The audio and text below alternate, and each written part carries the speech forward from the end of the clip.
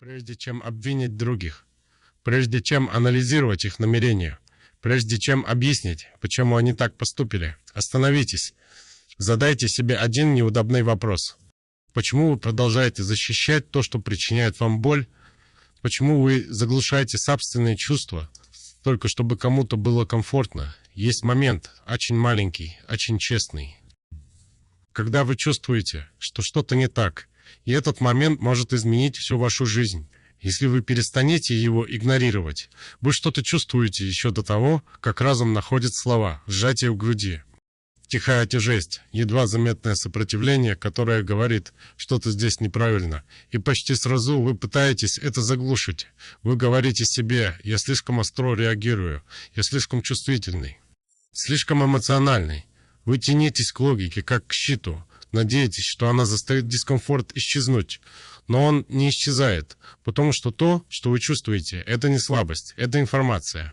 Ваши эмоции — это не случайные бури, это сигналы от очень умной системы, которая живет внутри вас, задолго до того, как вы научились объяснять себя. Задолго до того, как вы научились быть вежливым, покладистым, удобным, у вас были инстинкты, врожденная способность чувствовать безопасность и опасность, честность и манипуляцию, тепло и холод. Эта система все еще работает. Проблема не в том, что она сломана. Проблема в том, что вы перестали ей доверять. Подумайте, как быстро вы начинаете сомневаться в себе. Кто-то говорит что-то, что причиняет вам боль. Вместо того, чтобы признать боль, вы анализируете их намерения. Может, они не имели в виду ничего плохого. Вы преуменьшаете свою реакцию. Это не такое уж большое дело, вы сравниваете. У других все хуже. За несколько секунд вы переходите от чувства к защите. Не защите себя, защите ситуации, которая сделала вас неудобно. Но тело не лжет. Нервная система реагирует раньше, чем разум строит историю. То напряжение в плечах, та тревога в животе, тот резкий упадок энергии, когда определенный человек входит в комнату. Это данные, точные, честные, немедленные. Вы можете игнорировать их, но вы не можете стереть их. Где-то по пути вас научили, что быть эмоциональным значит быть нерациональным. Что сильные люди остаются спокойными, покладистыми, невозмутимыми. И вы научились отключаться, улыбаться, когда что-то кажется неправильным, говорить «все нормально», когда это явно не так. Ставить гармонию выше честности. И каждый раз, когда вы так делаете, вы придаете свой внутренний компас. Эмоции — это не препятствие для ясного мышления. Они — часть ясного мышления. Они говорят вам, что для вас важно. Они раскрывают ваши границы. Они показывают, что кажется безопасным, а что угрожающим. Без них вы не становитесь сильным. Вы становитесь онемевшим. А онемение — это нестабильность, это самозащита, ценность самосознания. Обратите внимание, как дети реагируют на мир. Если им некомфортно, они показывают это. Если кто-то им не нравится, они не притворяются. Если что-то пугает их, они уходят. Нет никакого исполнения, никакой социальной стратегии. Только честная реакция — это честность, не незрелость. Это согласованность с внутренней правдой. Став взрослыми, вы заменяете эту ясность чрезмерным размышлением. Вы торгуетесь со своим дискомфортом, остаетесь в разговорах, которые вас истощают. Поддерживаете отношения, которые вас изматывают. Принимаете среду, которая тихо вас душит. И при этом говорите себе: будь разумным, зрелым, понимающим. Но зрелость — это не подавление эмоций. Настоящая зрелость — это признавать то, что вы чувствуете, и воспринимать это всерьез. Это сказать: это влияет на меня, без стыда. Это признать: мне с этим некомфортно, без вины. Это уважать свои внутренние сигналы достаточно, чтобы корректировать внешние выборы. Когда вы доверяете своим чувствам, решения становятся яснее. Вы перестаете насиловать связи, которые кажутся неправильными. Перестаете убеждать себя терпеть то, что причиняет боль. Перестаете нуждаться в бесконечных доказательствах, чтобы оправдать свой дискомфорт. Вы позволяете своей эмоциональной реальности вести вас до того, как ситуации становятся кризисами. Это не делает вас драматичным, это делает вас честным, это не делает вас хрупким, это делает вас осознанным, а осознанность — это сила. Потому что когда вы точно читаете свое внутреннее состояние, вы защищаете свое ментальное пространство, свое время, свою энергию. Вы начинаете жить меньше из давления и больше из согласованности. Меньше из страха разочаровать других и больше из уважения к себе. Ваше «да» становится искренним, ваше «нет» становится спокойным. Ваше присутствие становится легче, потому что вы больше не боретесь с собственными сигналами, и что-то тихо меняется, вы перестаете спорить с собой. Перестаете нуждаться в разрешении чувствовать то, что чувствуете. Перестаете относиться к своим эмоциям как к ошибкам, которые нужно исправить.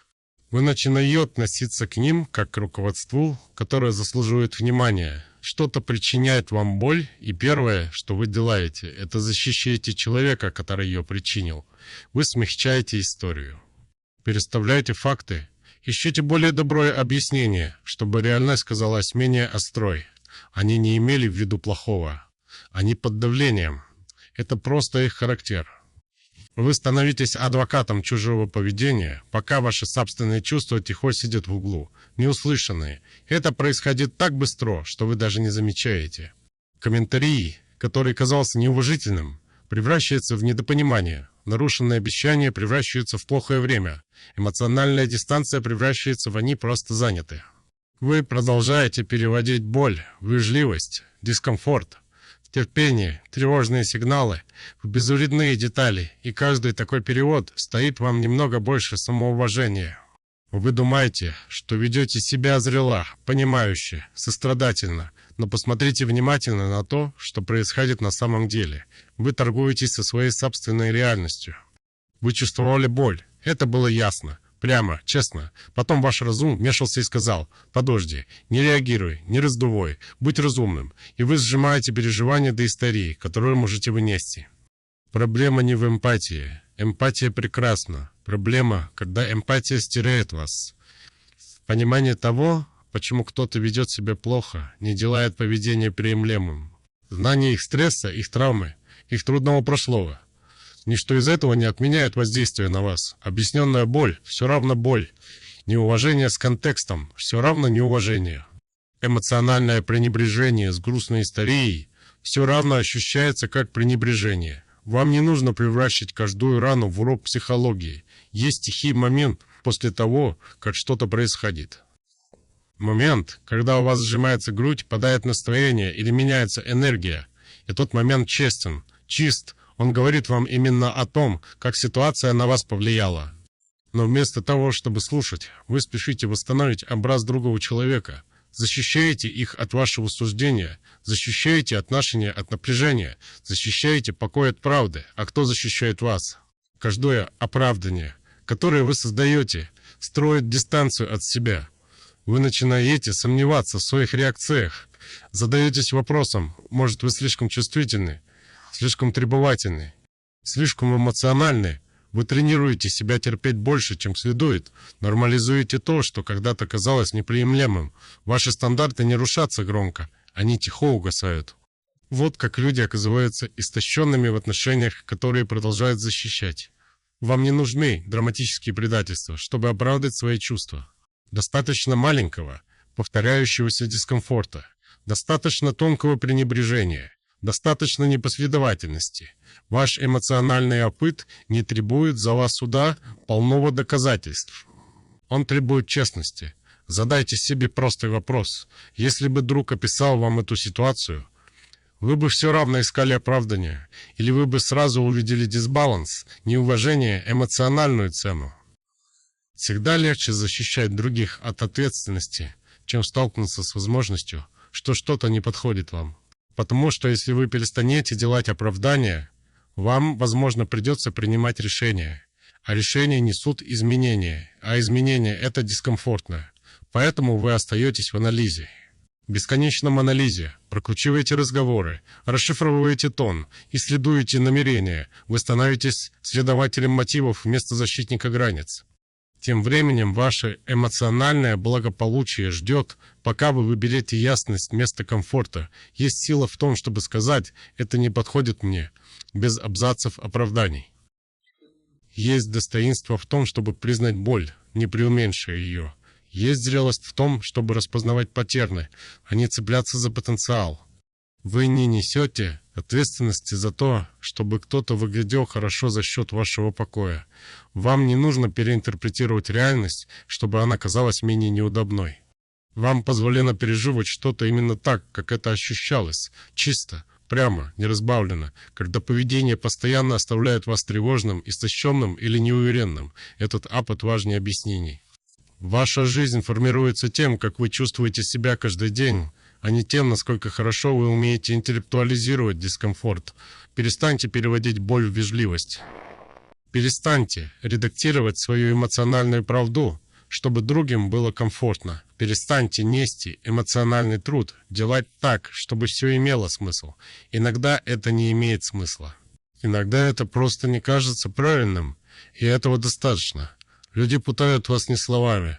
Они путают вас разрывом между тем, что говорят, и тем, что делают. Обещание звучит тепло, обнадеживающе, почти целебно. На мгновение оно дает вам надежду. «Я изменюсь, доверься мне. Все будет по-другому». Вы хотите верить, потому что верить лучше, чем сомневаться, и вы держитесь за эту фразу, как будто это твердая почва. Но проходят дни, недели, и ничего по-настоящему не меняется. Вы начинаете прокручивать разговоры в голове. Может, вы неправильно поняли, может, вы слишком много ожидали. Может, проблема во времени. Вы препарируете тон, контекст, настроение, историю. Вы анализируете все, кроме самой простой правды. Поведение повторяется, слова легкие, они ничего не стоят. Человек может создавать самые красивые предложения, продолжая те же разрушительные паттерны. Извинения могут быть поэтичными, намерения могут звучать искренне, но ваша жизнь прожита не внутри их намерений, она прожита внутри их действий.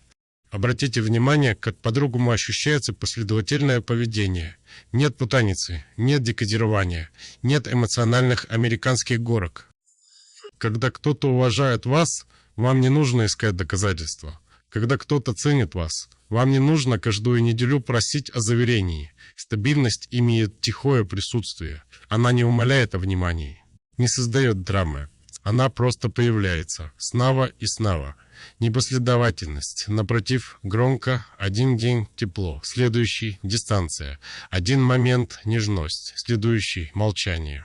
Вы цепляете за хорошие моменты и извиняете плохие. Вы говорите себе, в каждых отношениях бывают взлеты и падения. Вы называете нестабильность страстью. Вы называете непредсказуемость сложностью. Но ваша нервная система называет это стрессом. Одна добрая жест не стирает паттерн пренебрежения. Один честный разговор не исправляет месяцы эмоционального отсутствия. Случайные усилия не заменяют постоянную заботу. Паттерны раскрывают приоритет. Повторение раскрывает характер. Принять это некомфортно, потому что это убирает фантазию. Фантазия говорит, люди станут теми, кем могут быть. Реальность показывает, кем они снова и снова решают быть. Потенциал привлекателен, он дает вам что-то, на что ждать. Но ожидание потенциала часто означает терпение реальности. Вы заслуживаете отношений, основанных на том, что реально, а не на том, что возможно. Подумайте, как часто вас строгали слова. Глубокие разговоры поздно ночью, эмоциональные признания, обещания измениться, грандиозные планы на будущее. Эти моменты кажутся близкими, значимыми, почти священными. Но если на следующий день в поведении ничего не меняется, эти слова становятся эмоциональным украшением, красивым, но бесполезным. Последовательность не гламурна, она проста. Позвонить, когда говоришь, что позвонишь. Быть рядом, когда это важно. Говорить с уважением даже во время конфликта. Соблюдать границы. Прикладывать усилия, не ожидая, что за ними будут гоняться. Это не создает фейерверков. Это создает доверие. Доверие растет из предсказуемости. Из знания того, что то, что вы переживаете сегодня, не исчезнет завтра. Из наблюдения за одним уровнем заботы в частном и в публичном. Из согласованности между словами и действиями. Когда кто-то снова и снова показывает вам, кто они есть, верьте им. Не версии, которые они описывают, не версии, которые они обещают, версии, которые они демонстрируют. Это не значит судить жестко. Это значит наблюдать честно. Вы ищете несовершенство. Вы ищете надежность, эмоциональную безопасность, ощущение, что вы не постоянно подстраиваетесь под чью-то нестабильность. Любовь не может расти в путанице. Уважение не может выжить при непоследовательности. Связь не может углубиться там, где слова и действия живут отдельными жизнями. Перестаньте собирать предложения. Начните замечать паттерны. Паттерны говорят вам, можете ли вы расслабиться или должны оставаться настороже. Цените ли вас или терпят. Строите ли вы что-то устойчивое или выживаете в чем-то временном. Вам не нужны драматические предательства, чтобы распознать несовпадение. Достаточно тонкого повторения. Одни и те же оправдания, одни и те же задержки, одна и та же эмоциональная дистанция. Другой день, тот же опыт. Ясность начинается, когда вы перестаете слушать только то, что звучит хорошее, и начинаете обращать внимание на то, что последовательно ощущается реальным. Вы глубоко заботитесь. Вы чувствуете людей, вы понимаете их боль, даже когда они никогда не учились понимать вашу. Когда кто-то борется, ваш первый инстинкт – быть мягким, терпеливым, поддерживающим. Вы слушаете дольше, чем следует, вы прощаете быстрее, чем готовы. Вы остаетесь, когда уйти было бы легче. Вы называете это добротой, любовью, хорошим поступком. Но где-то посреди всей этой заботы вы исчезаете. Вы говорите «да», когда все тело хочет сказать «нет». Соглашаетесь на разговоры, которые вас истощают. Терпите поведение, которое тихо причиняет вам боль. Принимаете эмоциональные крохи и убеждаете себя, что их достаточно. Уменьшаете свои потребности, чтобы другие не чувствовали давления. Растягиваете свои пределы, чтобы другие не чувствовали себя брошенными. И каждый раз, когда вы это делаете, что-то внутри вас замолкает. Эмпатия сильна. Она позволяет связь, сострадание, человечность. Но эмпатия без границ превращается в самостирание. Вы начинаете измерять свою ценность тем, сколько дискомфорта вы можете вынести. Путаете терпение с толерантностью. Путаете понимание с принятием. Верите, что любовь означает поглощение боли без жалоб. Это не так. Есть разница между тем, чтобы поддерживать кого-то, и тем, чтобы жертвовать собой ради них. Поддержка предлагается свободно, из силы. Жертва без ограничений приходит из страха. Страха потерять отношения, страха оказаться эгоистом, страха конфликта. И вы чрезмерно отдаете, перенапрягаетесь, компенсируете сверх меры. Вы становитесь надежным, сильным, понимающим, тем, кто подстраивается, тем, кто ждет, тем, кто прощает, и люди привыкают к этой версии вас. Они перестают замечать усилия, перестают ценить компромисс. Ваша гибкость становится ожиданием, тем временем обида тихо растет, не потому, что вы недобры, а потому, что вы человек, у вас есть пределы, эмоции, потребности. Когда эти потребности слишком долго игнорируются, разочарование заменяет тепло. Дистанция заменяет близость, истощение заменяет заботу, границы – это не стены, это линии уважения. Они говорят другим, где вы заканчиваетесь, а они начинаются. Они защищают вашу энергию, ваше время, ваш эмоциональный баланс. Без границ отношения превращаются в обязанность.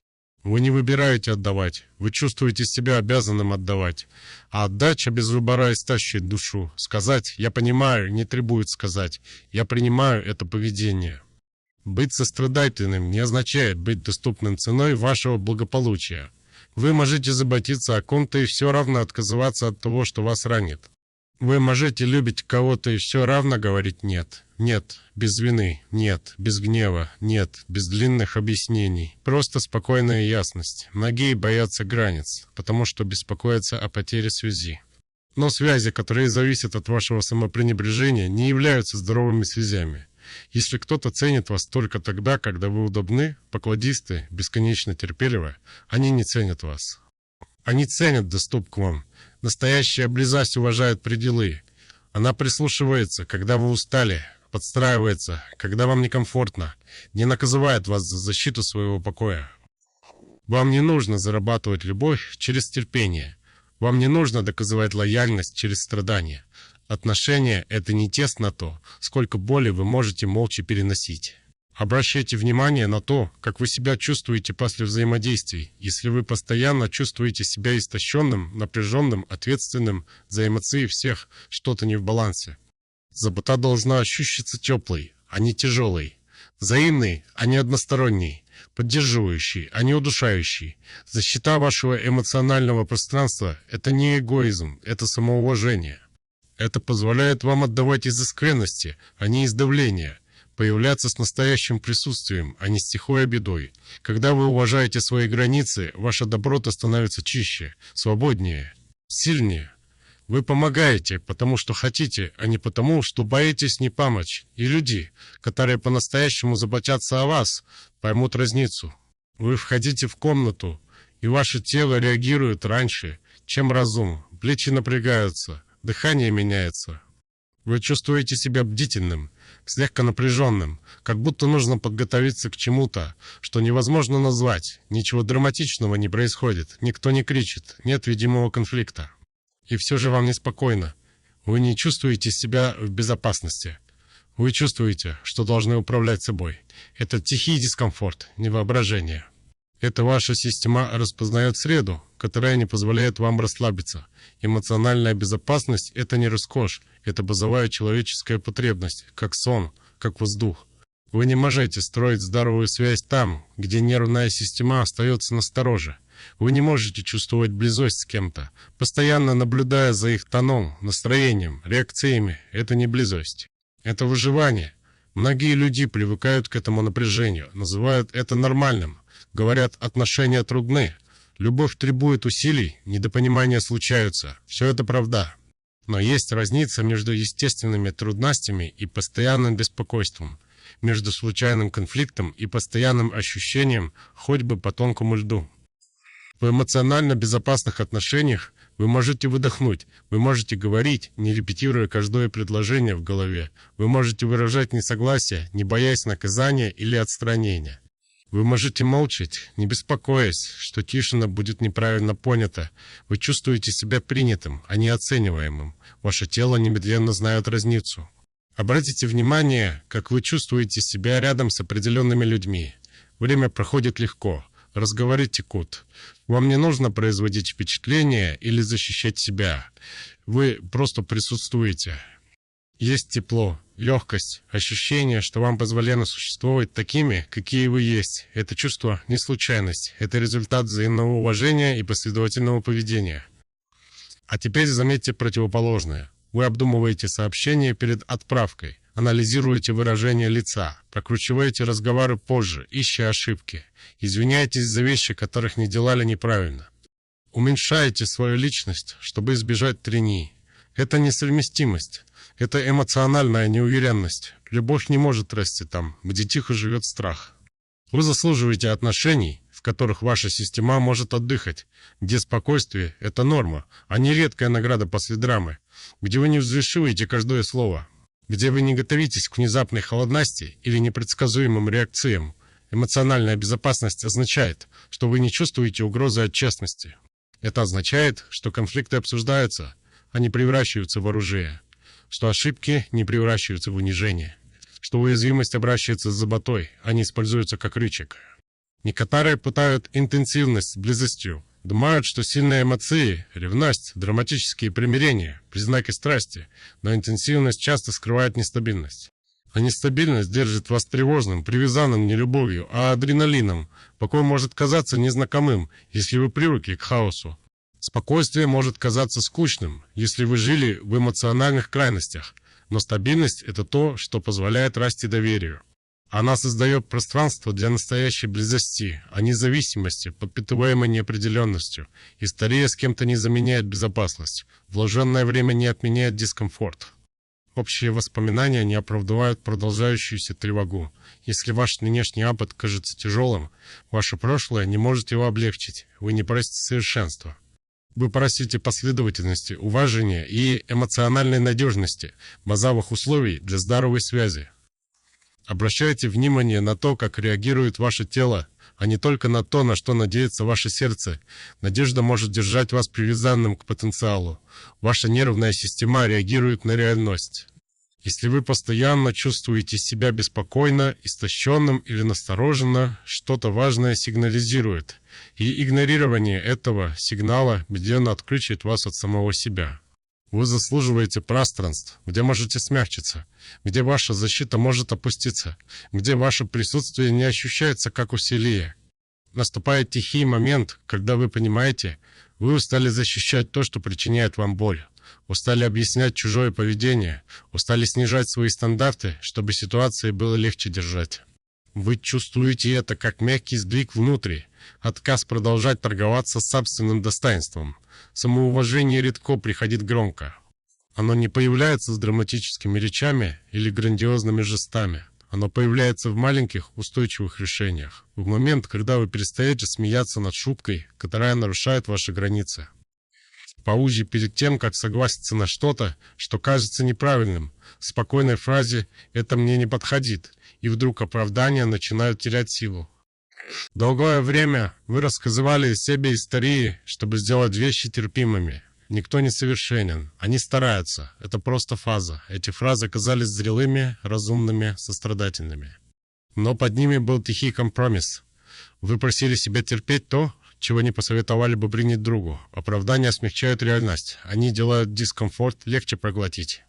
Они откладывают трудные решения, они держат отношения живыми на аппарате жизнеобеспечения, но они также размывают ваши стандарты. Граница между приемлемым и неприемлемым стирается. Пока вы больше не уверены, чего вы действительно заслуживаете. Самоуважение – это ясность, чистая и простая. Способность видеть поведение таким, какое оно есть, без украшений, не жестоко, не драматично, просто честно. Вам не нужно называть кого-то плохим, чтобы признать, что что-то не подходит вам. Вам не нужен гнев, чтобы уйти. Вам не нужен скандал, чтобы создать дистанцию. Вам нужна только согласованность с собой. В тот момент, когда вы перестаете делать оправдания, ваше зрение обостряется. Вы замечаете паттерны, которые игнорировали. Вы признаете, как часто ваши потребности откладывались. Вы видите, сколько эмоциональных усилий вы вложили просто для поддержания баланса. И с этим осознанием приходит сила, не громкая сила, а укорененная уверенность. Вы перестаете гоняться за объяснениями, перестаете собирать обещания, перестаете переводить неуважение в недопонимание. Поведение говорит ясно, когда вы позволяете ему это делать. Есть достоинство в том, чтобы сказать «я заслуживаю лучшего обращения», без враждебности. Есть сила в том, чтобы выбирать покой вместо упорства. Есть зрелость в том, чтобы признавать, не каждую связь нужно спасать. Самоуважение меняет то, как вы стоите, как говорите, как решаете. Ваша осанка становится спокойнее, голос устойчивее, выборы чище. Вы больше не ищете разрешения защищать свое благополучие. Люди замечают. Одни чувствуют дискомфорт, потому что пользовались вашей гибкостью. Другие уважают вас больше, потому что видят ваши границы. Третьи уходят, потому что доступ к вам больше не так прост. Это не потеря. Это фильтрация. Когда оправдания исчезают, открывается пространство для более здоровых связей, для разговоров без скрытого напряжения, для отношений, в которых взаимная забота заменяет эмоциональный торг. Вы начинаете больше доверять себе. Решения кажутся легче, потому что согласуются с вашими ценностями. Вы не прокручиваете ситуации бесконечно в уме, не подвергаете сомнению каждую реакцию, принимаете свою эмоциональную реальность, не ставя ее под суд. Самоуважение – это не высокомерие. Это тихая самолояльность. Это выбор не предавать свои чувства ради временного комфорта, не бросать свои стандарты из страха быть одиноким, не разбавлять свои потребности, чтобы оставаться удобным. Вы начинаете жить в другом ритме, меньше срочности в том, чтобы исправлять других, меньше давления быть понятым всеми. Больше фокуса на средах, где уважение естественно, а не является предметом переговоров, и в этом пространстве что-то оседает внутри вас. Тихая уверенность. Ощущение, что вы, наконец, стоите на своей стороне. День, когда вы перестанете делать оправдания, это день, когда ваша жизнь становится ясной. Ясные выборы, ясные границы, ясные отношения. Не громче, не драматичнее, просто честнее. Станьте на свою сторону. Доверяйте тому, что чувствуете. Уважайте то, чего заслуживаете. И наблюдайте, как быстро неправильные люди исчезают, а правильные остаются.